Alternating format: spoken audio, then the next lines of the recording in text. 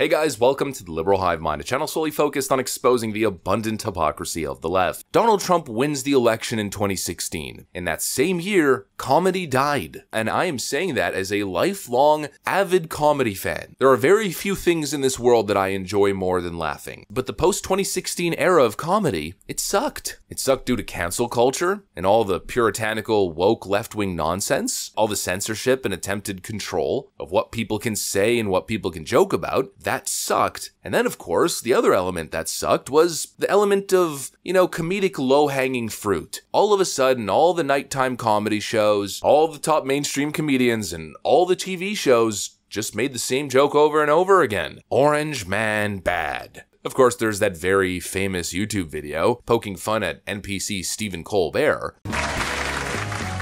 So, Orange man bad.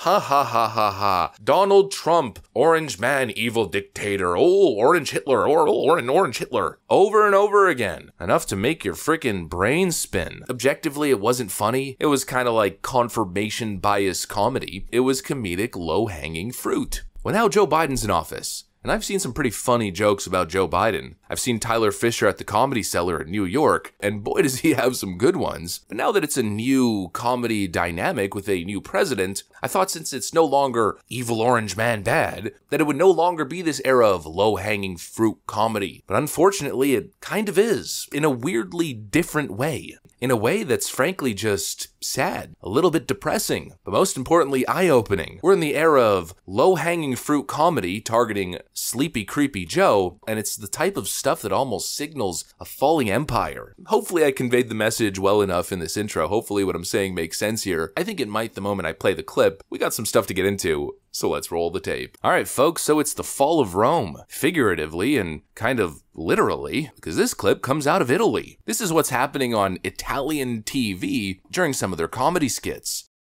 Buonasera, Presidente Biden. Oh, Presidente Biden. President, Mr. President. It's okay? Are you okay, President? Ok, tutto a posto. Welcome, benvenuto. No, di nuovo, mamma mia. President, Mr. President, ecco. Are you okay? Yeah. Ok, it's okay. Yeah, very good. Si sente bene, Yeah. sì. Thank you. Thank you, mamma mia. Thank you very Ecco. much. Feel good. You are welcome, buonasera. Dove va? Mr. President, oh mamma. Late. No, non arriva la metropolitana perché non è la metro, it's not the subway, non è la metropolitana qui, no. What's your name? Con chi parla? Mr. President. My name is Joe Kennedy. No, Biden, lei è Biden, è Biden, ma con chi parla? Certo, prego. Ecco, se riesce, if you can. No, sta girando su, no, Mr. President, not turn, no, you have to. Hello, my name is No, Joe ma l'ha già, Kennedy. l'ha già salutato, lasci stare. Buonasera. It's the fall of an empire. At least that's what it feels like. The world is freaking laughing at us. This is what I meant by low-hanging fruit Joe Biden comedy, except just sad and pathetic. This is how they're making fun of the President of the United States. And of course, it's not just the Italians. We saw the same thing coming out of some Middle Eastern nations as well.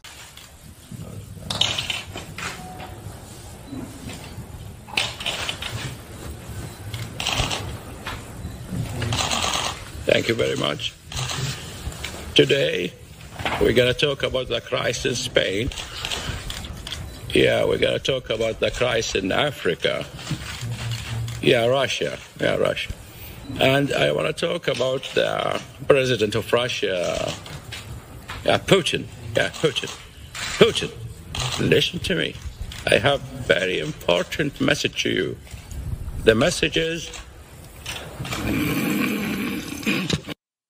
And of course, we've seen the whole Weekend at Bernie's jokes. We've seen it all. Joe Biden's a global laughingstock. This is how the world perceives him. This is how the world perceives the most powerful man on earth, the most powerful executive on earth. And I use the word perceived, and of course, perceptions can vary. Back during the Trump era, many people saw Donald Trump as a patriot, as a man fighting for the voiceless, a man fighting against the globalist autocrats. But of course, the comedians in the mainstream media viewed him as the second coming of Hitler. let's call those subjective perceptions. But in this case, it's just an objective perception. You know, going back to the whole low-hanging fruit comedy element, it's the lowest hanging of fruit because there's actually nothing clever, nothing witty. There's no punchline or comedic exaggeration. It's just actual perception, objective perception. There's Joe Biden.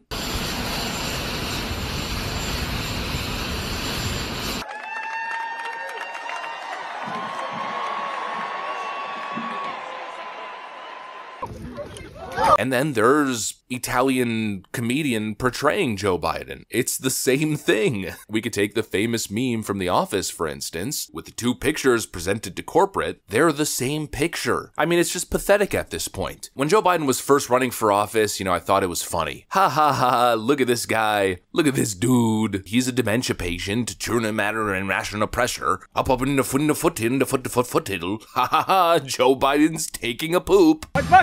It was legitimately funny and we were having fun with it. The memes were incredible. Donald Trump was having a field day with it, and to be fair, he kind of still is. Do you think at least one time you'd get up and say, I'm running for president? Where am I going? Where the hell am I going? I want to get out. Oh, no, over there.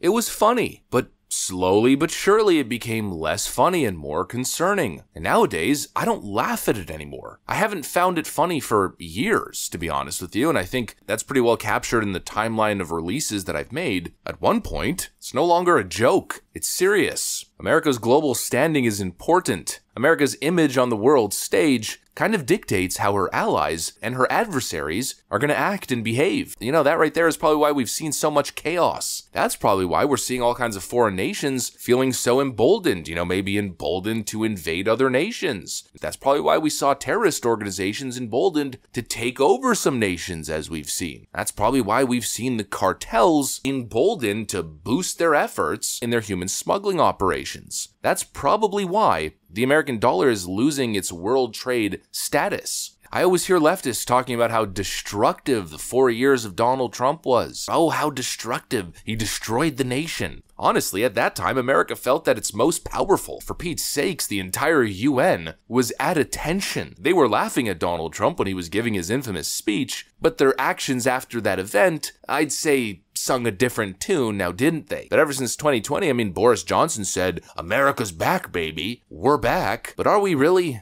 Are we really back? Feels like we're back to the frickin' Stone Ages. I've never seen, at least in my lifetime, the US in a weaker position. When the rest of the world, even some of your allies, like European nations, are making comedic skits of the current president, Weekend at Bernie's style, well then I'd say it's probably time for a moment of reckoning, no? I don't know, just a thought, what do I know? I'm just a random nerd, recording videos into a microphone in his underpants, scratching his head, wondering what the frick is going on. What do I know, I guess, huh? What an absolutely dismal display.